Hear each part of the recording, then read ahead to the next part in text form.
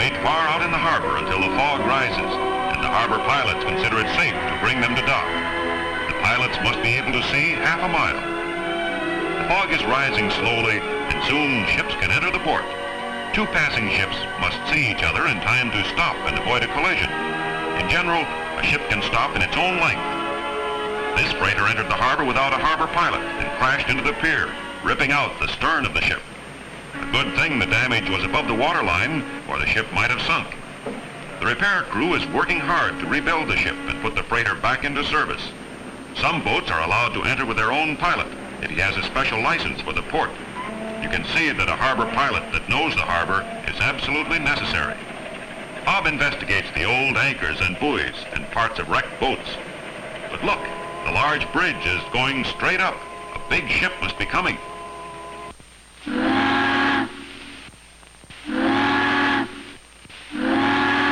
Bob listens for her to signal for the bridge. 3 long whistles.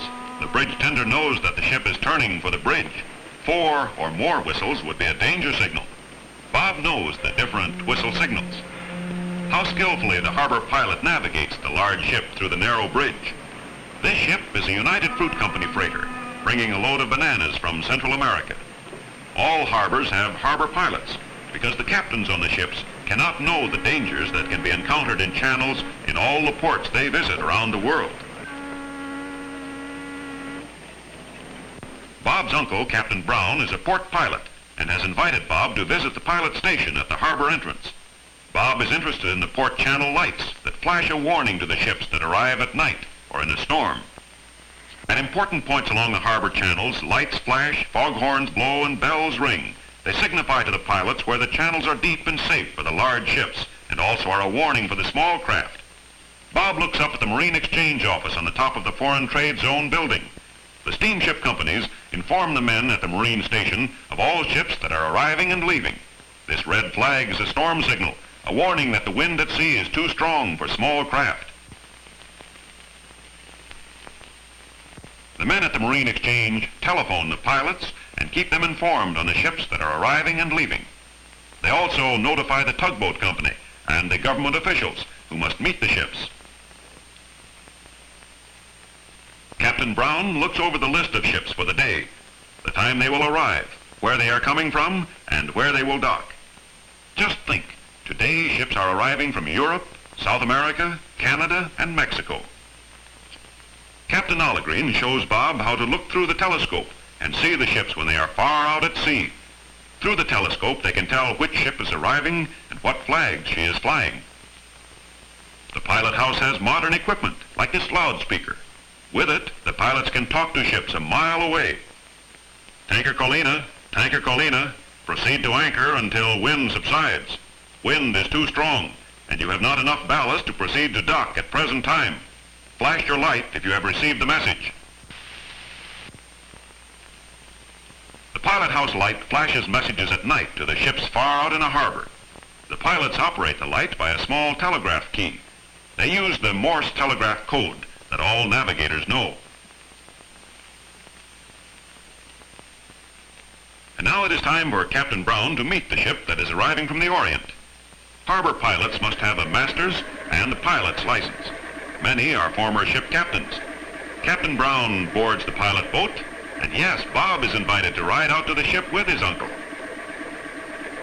Captain Brown tells Bob many things about boats and navigation. The pilot boat flies the Union Jack with its white stars. Sailing boats have right-of-way over motor vessels, except when the sailing boat is overtaking the motor vessel. If there is no wind, a sailboat cannot move quickly to avoid a collision. All pilots on both the big and little boats must know seamanship, how to handle their boats, and the water traffic laws. They must know who has the right-of-way, carry proper lights, and know the whistle signals.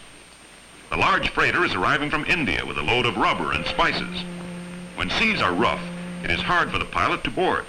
But these men are trained to ride the high waves and to jump for the rope ladder at just the right moment when the swell is high. Captain Brown will be in charge of the navigating until the ship is docked. The large ship flies the red and white pilot flag while the pilot is aboard. Captain Brown directs the pilot boat to meet him at the dock. He goes immediately to the bridge and reports to the captain of the ship. Captain Brown is responsible for the safety of the ship and the safety of all on board. He directs the tugboat to come around to the port side. Tugboats are needed to help turn the boats in the harbor channels. The large ships cannot maneuver by themselves at an extremely slow speed. The watchword of the pilot is safety at all times. Proceed with caution. Captain Brown directs the seaman steering the ship. There are many navigating instruments and maps on the bridge. The ship's telegraph signals directions from the bridge to the engine room. For example, full speed ahead or stop. The captain is checking one of the main navigation instruments, the sextant. It is used to tell the location of the ship at sea. By measuring the distance between the sun, moon, and stars, the captain learns the exact longitude and latitude of the position of the ship. Thus he can tell at any time just where his ship is. The ship proceeds past the breakwaters with their lighthouses that protect the harbor.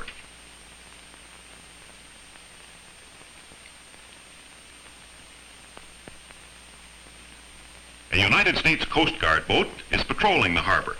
The Coast Guard inspect the harbor and keep all channels clear. They must keep the harbor buoys and markers well painted and in operation. Buoys have lights, bells, and horns that warn the ship when the sea is rough and stormy. The men are lifting a 7-ton buoy onto their ship to take it to their base for repairs. Underwater, the buoys become covered with barnacles and must be cleaned off. While there are international rules for the safe guidance of ships, every harbor is different and has its own navigating problems. As we are entering the bay, let's see what it would look like if our ship were approaching another harbor. If this ship were entering San Francisco Harbor, a harbor pilot would navigate her into the famous Golden Gate Bay, and she would proceed on under the Golden Gate Bridge. Each harbor has distinguishing characteristics. If a ship entered beautiful Vancouver, the local pilot would know how to steer the boat through narrow channels between the many islands. He would know the height of the bridges and the location of the different steamship docks. At the large port of Quebec, the unusual setting and picturesque scenery of the bay make it a famous vacation spot. Many ferry boats are needed for the tourists. These northern ports are closed to ships in the winter when the bay is frozen. From Quebec, ships are piloted skillfully up the mighty St. Lawrence to the large inland port of Montreal. Wherever large ships wend their way, you can be sure that a trained pilot who knows the local channel is guiding the ship safely. But let's return to Captain Brown, whose ship is about to enter a channel of the port of Los Angeles. The harbor pilots must be able to size up a water traffic situation quickly and let other boats know what they intend to do. Two passing boats must understand each other. On the port side, the ship passes the pilot station. On the starboard side, she passes the medical quarantine station and the immigration station. These stations are under the United States government and are found at all large harbors. All ships and passengers that arrive from foreign ports must be examined by the government inspectors. It is difficult to maneuver a ship into its dock space, just as it is hard to park a car on a crowded street. Pilots direct the landing operations with a whistle. The tugboats nudge the ship gently toward the dock, because the ship could not maneuver alone in the close quarters. Captain Brown signals directions to the men on the bridge, the engine room, and to the pilots on the tugboats. The men on the dock pull in the heavy ropes and fasten them securely to the dock. A stiff wind is blowing, and they will put out extra lines to hold the large ship securely in place. Our ship is safely docked. Fine work, Captain Brown. A pilot boat is waiting for Captain Brown to take him to his next vessel to move. A large passenger liner is leaving for New York. A harbor pilot must navigate the ships out of the harbor in the same way that he brings them in. Captain Brown boards the liner. It is exciting when a large passenger liner leaves port, and different farewell customs prevail in different countries. Bands play, and people throw colored paper streamers that represent last ties with the mainland. Bob wonders where all the people are going. Adventure ahead for all of them. The tugboats turn the large ship in the narrow channel. The ship blows one long blast as she leaves her pier. Bon voyage. And when you reach New York, a New York harbor pilot will meet your ship at the harbor entrance to guide you safely to your dock.